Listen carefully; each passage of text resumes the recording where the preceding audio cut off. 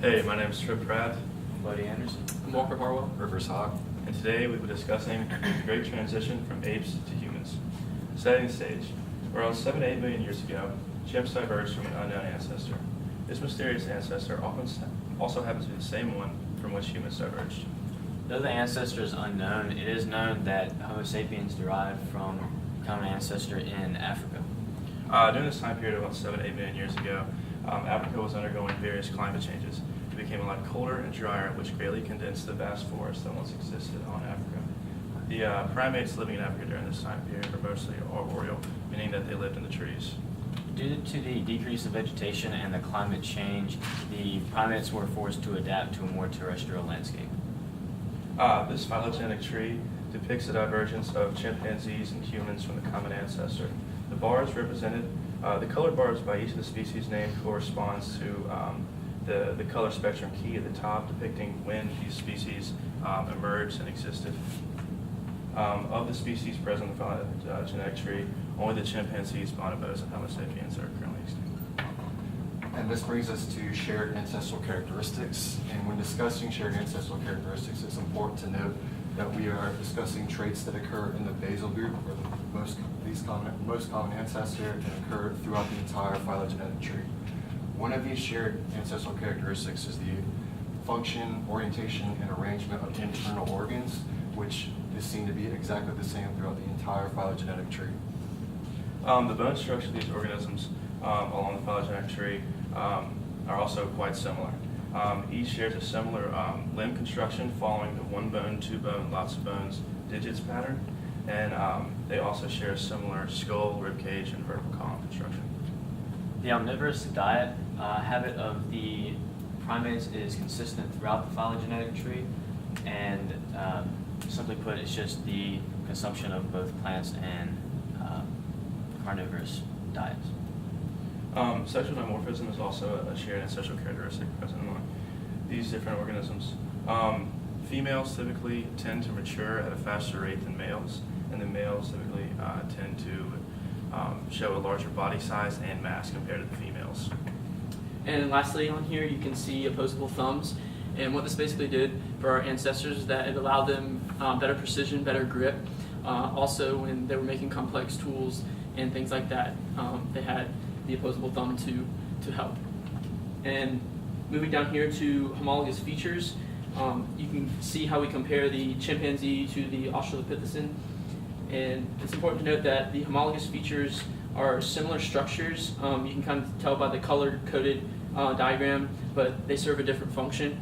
In the Australopithecine, the skull tends to attach to the skull inferiorly, whereas in the chimpanzee, it's posteriorly attached. The spine of the chimpanzee tends to be more curved, whereas in the Australopithecine, it's more S-shaped. The arms of the Australopithecine tend to be more shorter and weaker. This is because we don't put as much weight on our arms as the chimpanzees do. And you can see that the femur is also more angled in. When observing this diagram of Australopithecines and chimpanzees, it's important to note the specific orientation of the skull has a great impact on the spine shape, and this is because of the foramen magnum, which is a hole in the base of the skull in which the spinal cord passes through. So if the skull is oriented and positioned in this fashion, it can see a more S-shaped spine, which in turn will be able to support more body weight, terrestrial locomotion. And also moving on to the bowl-shaped pelvis, the story remains mostly the same, as in the more bowl-shaped pelvis would be able to support more body weight when moving bipedally. The femurs angled in and longer femurs would exist as we move down the phylogenetic tree, and this is mostly because longer legs lead to more efficient movement and the burning of less calories, and they would also allow you to run and move quickly on two legs as opposed to the chimpanzee. Moving on to the phenotypic traits of extant species, one of the major key ones is the extreme adaptation for a bipedal lifestyle. And it's important to note that this transition is a gradual process as you move from the Australopithecine towards the Homo sapien. The characteristics that you see listed here, they continue to develop and continue to get more specific. So basically, the spine will continue to get more S-shaped the arms will continue to get shorter, and the femur will continue to get even more angled in. And like Tripp mentioned at the beginning, this is all to aid in the aspect of bipedalism and to enhance that process. Another important phenotypic trait of extant species that we observed was how Homo sapiens exhibit the largest brains in the entire lineage. And not only do they have the largest brains, they also have the largest brains in proportion to body size, along with they exhibit the largest cerebral cortex, which is mainly responsible for logic. They also have more complex brains utilizing more oxygen. They also exhibit more neurons. So all this comes together to more complex and larger brains over time. And another trait that we observed for phenotypic traits of extant species would be less hair. So gradually, as you can see over the species we have put on our poster, you can see that hair gradually decreases over time, and we eventually leading up to Homo sapiens, which exhibit the least amount of hair of the entire lineage. Remnants of the past, fossils. As you travel down the phylogenetic tree and observe these images, one of the biggest differences between these organisms is the skull construction. Starting with the hominids, as you go down, the skull, initially the skull has a smaller brain cavity, large jaws, larger teeth, and as these species progressed, you can see the lineages, through lineage, that the skull becomes a lot more vertical, compact, and the brain cavity becomes a lot larger with smaller jaws, whereas the face and the more primitive species protrudes farther out. So you can tell by the brow structure here, it's protrusive and in relation to the human, whereas this is like more primitive species. We're not sure exactly what it is, but it's probably like Homo erectus, or just a little more primitive than the Homo sapien. But the brow is receded in the Homo sapien, and the structure of the face is much more vertical than this protrusive jaw, if you can see in relative.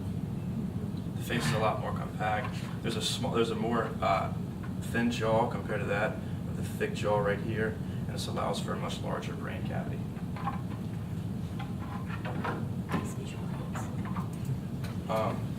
Genes. Humans and chimps share 99% of the same genes. However, that 1% difference can make up for the grand phenotypic differences expressed by these individuals. And while these characters do share a lot of the homologous genes, the expression of these genes in development is crucial for phenotypic traits expressed by these species. One specific gene worth noting is the HAR1F regulatory gene, which has been found by scientists to be directly related to the intelligence level of humans in comparison to apes, or rather more primitive primates, such as a chimpanzee. The human expression of this gene is much more prominent than any other primate. Moving on to the drivers of evolution. The first main one you can see here is climate, which, as Tripp mentioned at the beginning, the African area was in the process of transforming from a very wooded, dense area to one that was open and consisted of lots of grassland.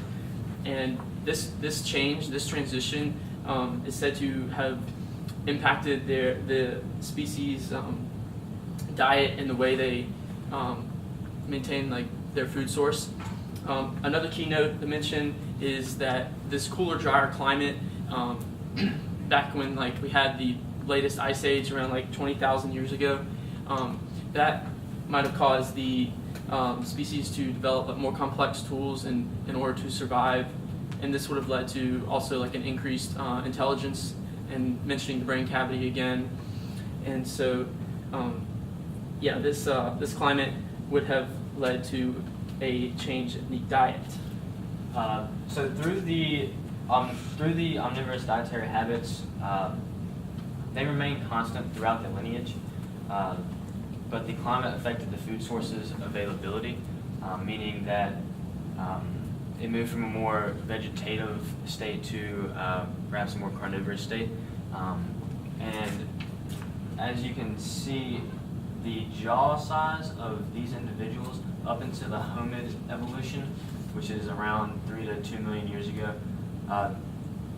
the ones prior to the hominids they have much larger jaws, much larger teeth, and extensive chewing muscles.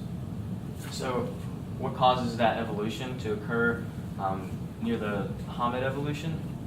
One hypothesis is that the ability to use fire and cook or break down food sources such as meat,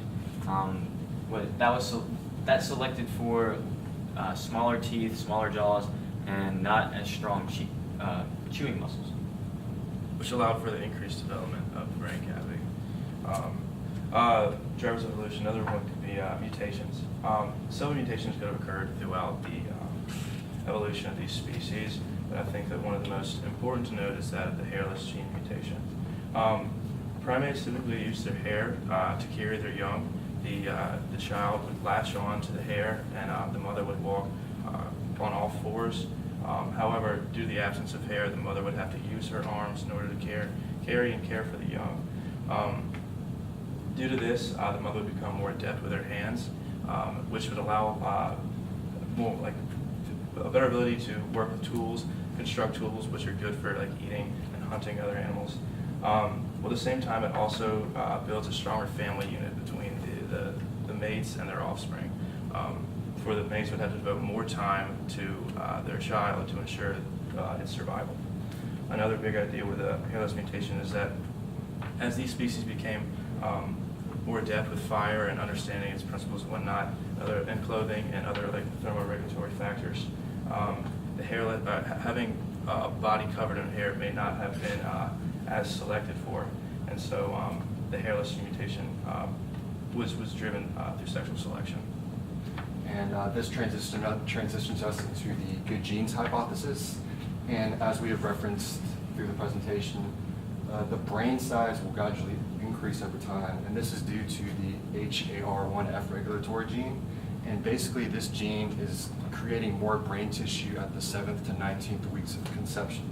Now, as you can look at these fossils and as you look at the phylogenetic tree, the brain cavity will increase over time, and this is due to this gene and also due to the recession of the jaws, which allow for the greater cavity. Now, when mentioning the good gene hypothesis, we are basically referring to a specific trait that females are going to use or are going to be more attracted to, that is basically indicating for better genes or a better adaptation to environments. Now, this larger brain size essentially would allow you to adapt better to your environment because it would allow you for more logic, which so you could essentially move into a lot more habitats and have a lot more you would have a lot more stability within habitats. So you can move around more, and we see that in the Homo erectus when it is able to migrate through a lot of new lands and they essentially able to expand throughout different areas and different places that these primates that you can see here have not entered. And now this is very important because with the formation of tools and all of this, it leads to a more sophisticated lifestyle. And this will essentially lead us up to Homo sapiens and the sophisticated lives we live today. Contrary to popular belief, Homo sapiens did not just show up or evolve from these primates. Rather, we are primates that just have separate derived characteristics that differentiate us from different species present along this phylogenetic tree. Thank you for your time.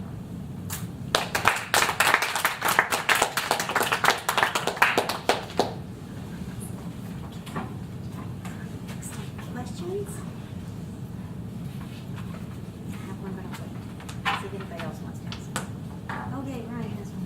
So you said that hairlessness was prevalent more so in Homo sapiens, but Rob is a very hairy individual. Rob's the exception. I'm just kidding. No, but seriously. So the S shape of the spine, the ball, or kind of arose through, like you said, through the ability to walk better or carry yourself better. So in the inferiorly attached skull, that just means that it's coming from the bottom as opposed to a chimpanzee, which is posteriorly. That's coming from the back. So inferiorly allows the distribution of weight to allow for easier travel and less expense to the individual. So it's less costly to the Australopithecine to have a S-shaped spine rather than a curve-shaped spine, trying to walk hunched over. Like this compared to like this. When you say costly, you mean like energy-wise? Yeah. Right. Overall, it's a lot more suited to support body weight and terrestrial movement than opposed to the curved spine of the chimpanzee. Brooke? What did you say the gene was for? The one that you said the H something one? The HAR1F regulatory gene, What is it that? basically accounts for our intelligence in humans, and it is linked to the 7th to 19th week of conception, which leads to an increase in brain tissue. And so with a larger brain cavity, there's more room for the brain to grow.